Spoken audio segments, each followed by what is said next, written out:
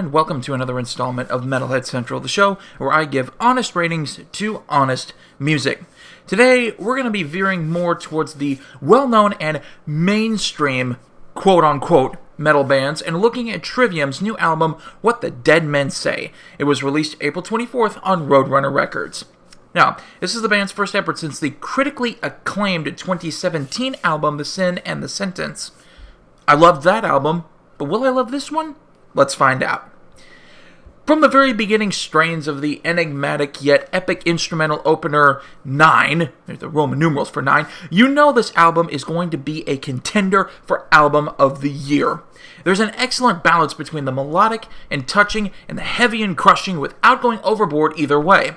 The band follows a terrific pattern that keeps you hooked and causes an excitement whenever the album switches tracks.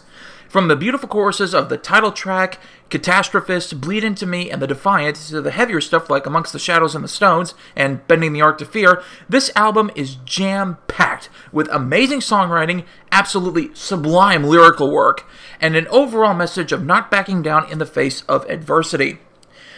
Now, I have to give major props to the rhythm section here. They're the foundation that sets this particular musical building. Paolo Gregoletto is one of the most underrated bass players in the entire genre, and he shows you why here. We don't really hear that much about him, and I wish we did, frankly, because he's a very talented bass player. Every second, he's thumping out something that makes you cock your ears and pay very, very close attention. Unlike on other albums, the bass guitar is highlighted very well here. It's not lost in the mix at all, and at some points you feel as if the album was engineered and produced by people who work with Iron Maiden. The bass is that prominently put forward in the mix. The bass and drums are there, almost more so than Matt Heafy and Corey Ballou's guitar work.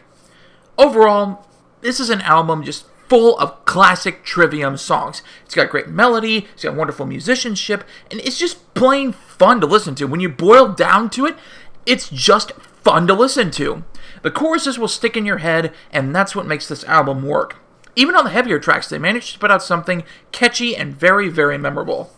If I had to make a small suggestion, I'd just swap around some of the tracks so the album flows a tad bit smoother, but that's just me nitpicking on a severely small scale.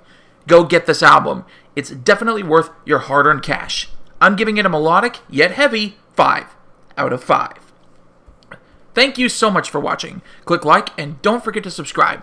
Next week, we're going to be delving back into death metal with a legendary band. Vader's got a new album coming out called Solitude and Madness, and I'm going to be examining it. I hope you'll join me. You've been watching Metalhead Central, where I give honest ratings to honest music, and I'll see y'all next time.